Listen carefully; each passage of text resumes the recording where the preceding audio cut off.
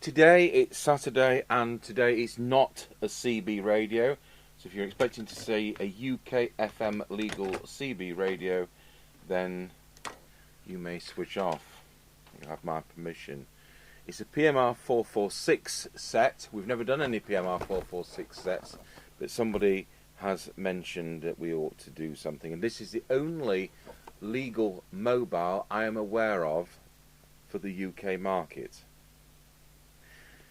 There is a problem in this country, and there are people using illegally, I'll say that again, people using illegally, business radios at full 25 watt power on the half watt PMR446 service. And of course that does ultimately lead to prosecution.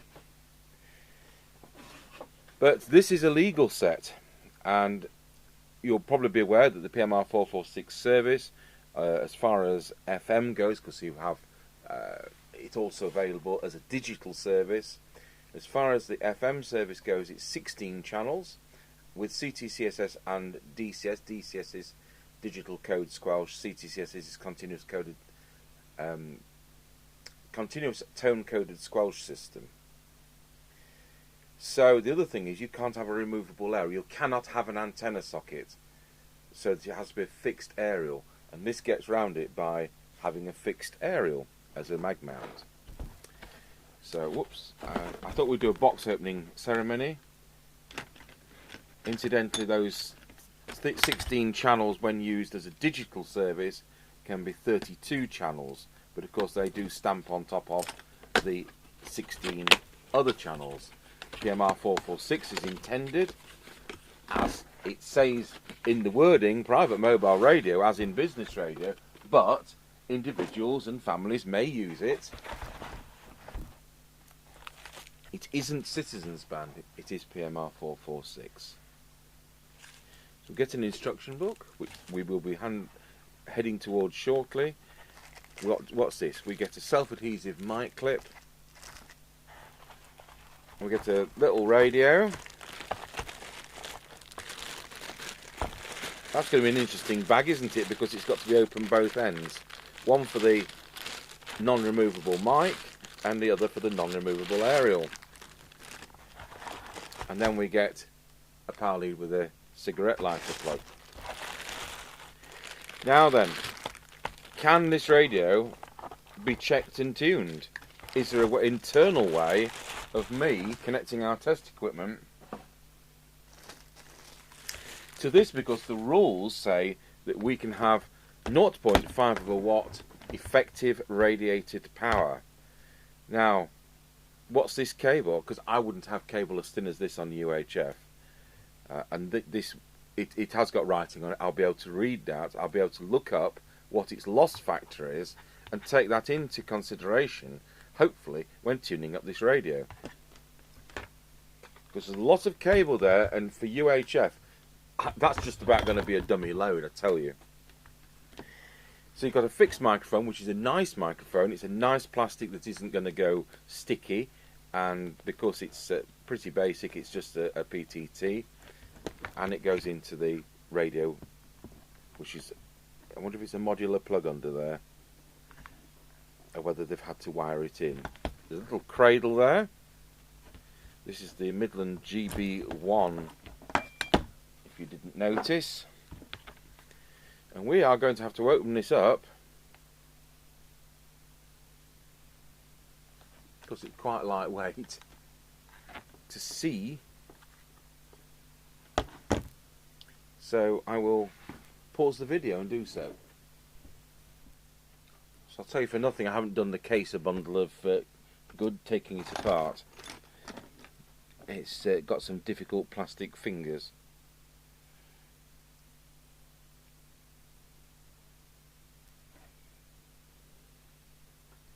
What it does have is a pluggable speaker.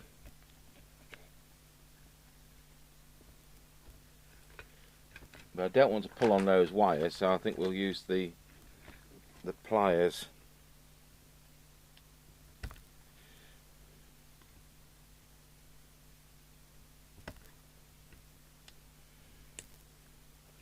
And the whole connector's come away instead of just the Oh dear, oh dear, oh dear. So I'll put the bottom bit of the connector back. Right, so what are we greeted with? Well, if we take out the foam rubber,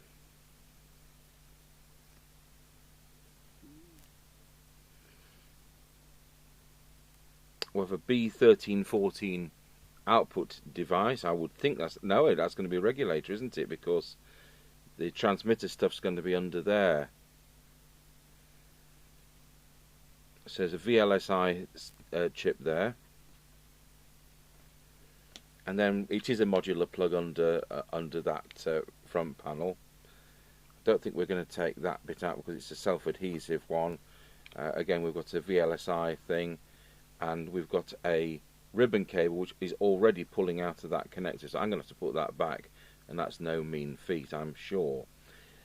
So what about this connector situation? Well, it goes, this is not easy.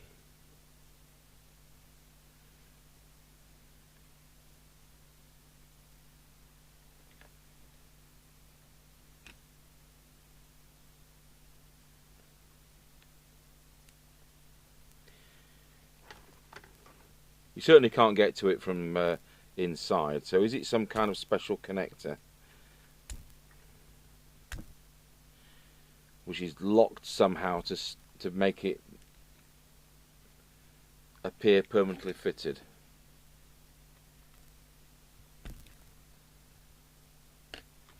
We'll pause the video. Okay, so we've looked into this connector and you can't get into it, so we can't test the power.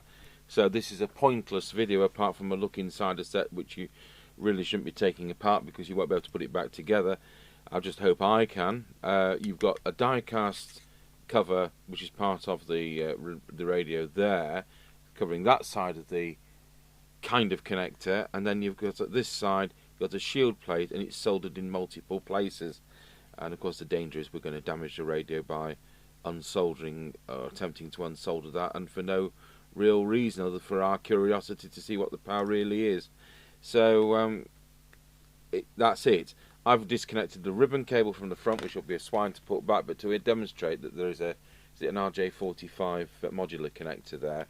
So I think that there's optional programming software, but as far as I've read in the instruction book, we can change the CTCSS codes from the front panel from the F menu, because we want to set this up, which is what we're going to do on this video, to work with some hand portables which we use around the place, which are on PMR446, and all we want is channel 1 to work with the channel 1 that's in our walkie-talkies, or whatever is the channel that it needs to be on. I just want to change the CTCSS code on one of them. So it is a modular connector, and I no doubt that if you have the programming software, then you know that's what happens. Now somehow I've got to put that back into the connector there, which is going to be a laugh and a half. So once again we'll pause the video while I make a pig's ear of it. Okay, so I managed to put it back together, and it even powers up. What's that do?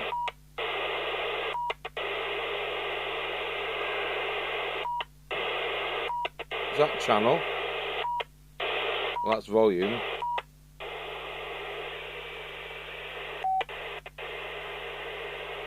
Okay, so we'll put this modular plug back in.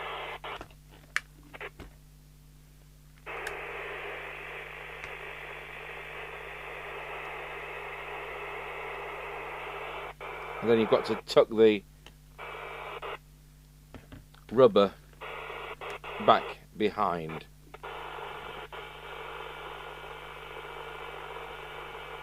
It's a bit like doing a Maxon PM150.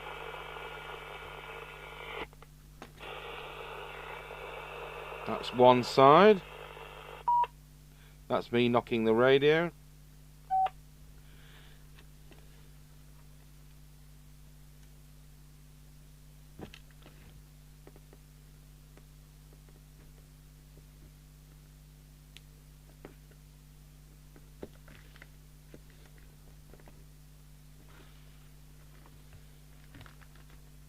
Yep, that's in properly. Good.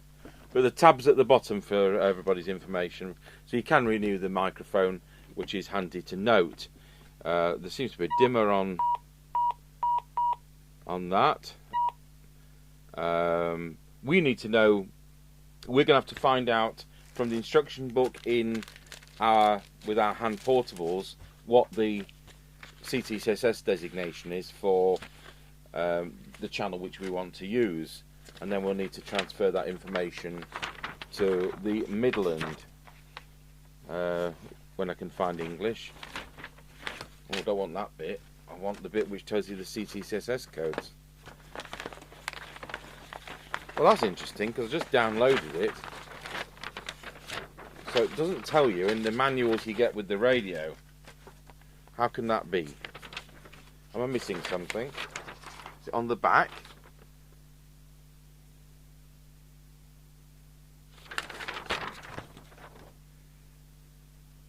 How bizarre is that?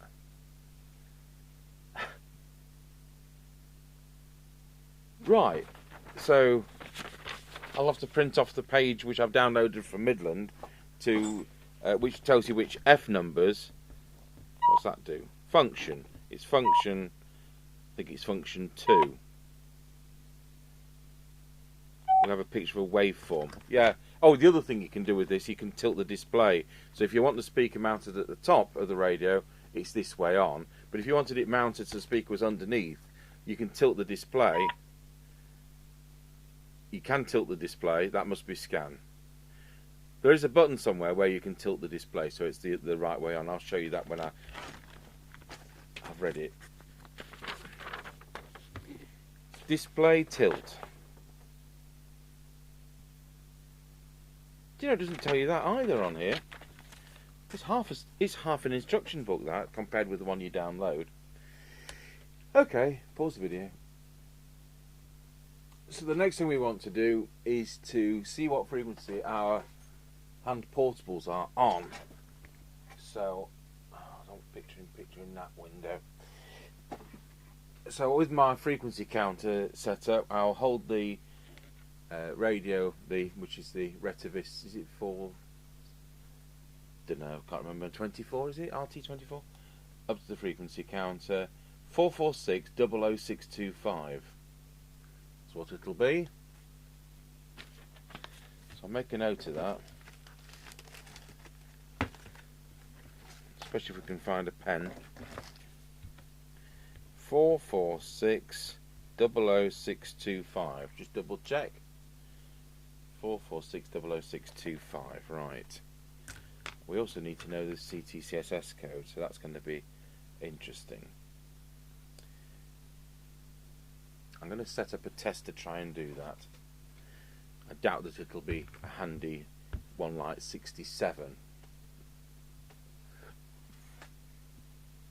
So what's supposed to happen isn't going to. I've just tuned the modulation monitor on the test set into this, so I can read the deviation WALA, which is 2.5, which is what you kind of expect.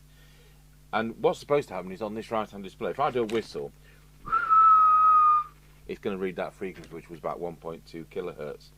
What I'm hoping was going to happen is I'm going to be able to read the CTCSS code out of this radio, but it's all over the place.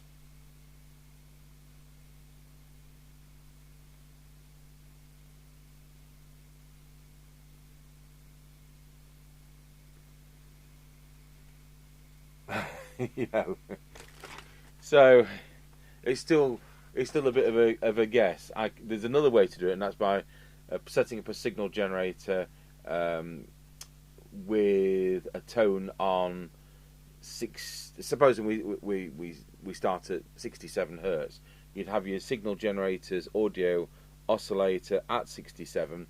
You'd feed that into the X plates of your oscilloscope, and into the Y plates you'd put the modulation monitor, and then when you get a circle on your oscilloscope screen with X and Y together, then you've got lock.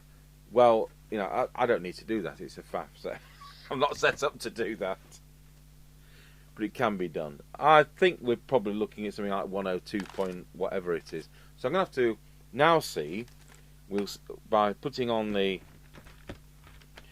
little set, I'll put the mag mount somewhere near the test instrument. We'll switch the radio on, it's on, and I'll key up and let's see what we get. I'll switch to external.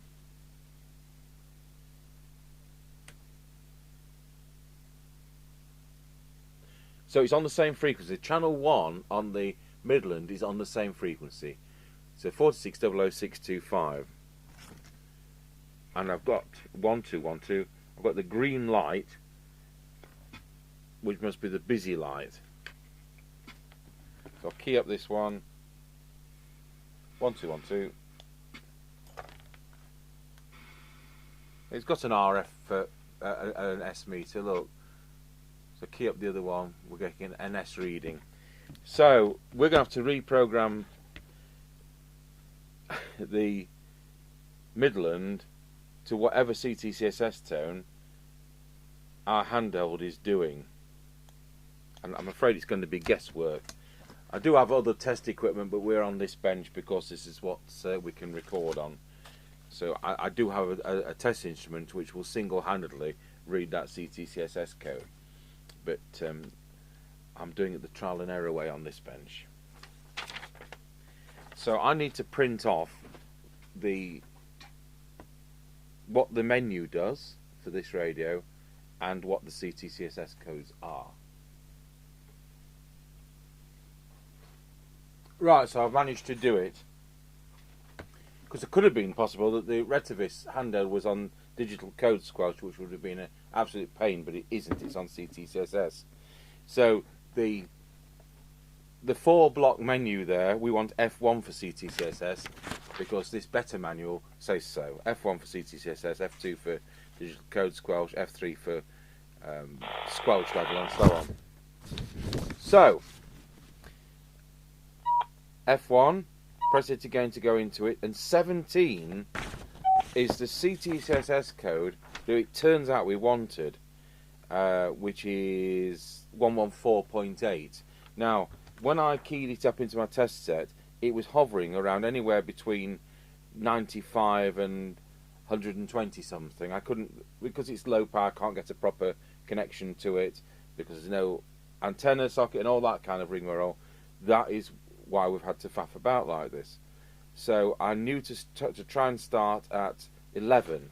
So once you're into that, and I'll do it again because it times out. So it's F1. We can toggle up and down those. We want F1, and that enters it. Then we can toggle up and down those, and then pressing it again locks it in. So we now have communication between my Retavis, testing 1, 2, 3, 4, 5, and this one 1, 2, 3, 4, 5. So we've cracked it. It turns out to be 17, which is 114.8,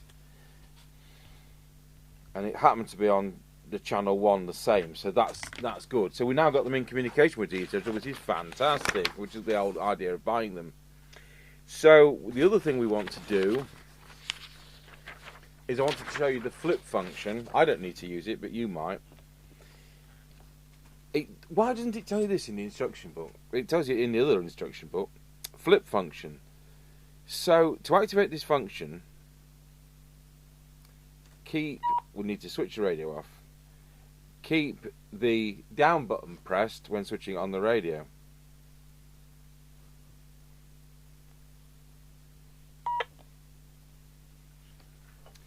So now the display's the other way on, which means the speaker's at the bottom. So if we want to go back to how we were, which we do, turn it off and hold the up button while switching on the radio, and we now have it the way on that we want. So that flip function, first time I ever saw that was on the Maxon SL500 hand portable. So great, that looks like it works. So I have communication between my Retavis set 1212 and the Midland set.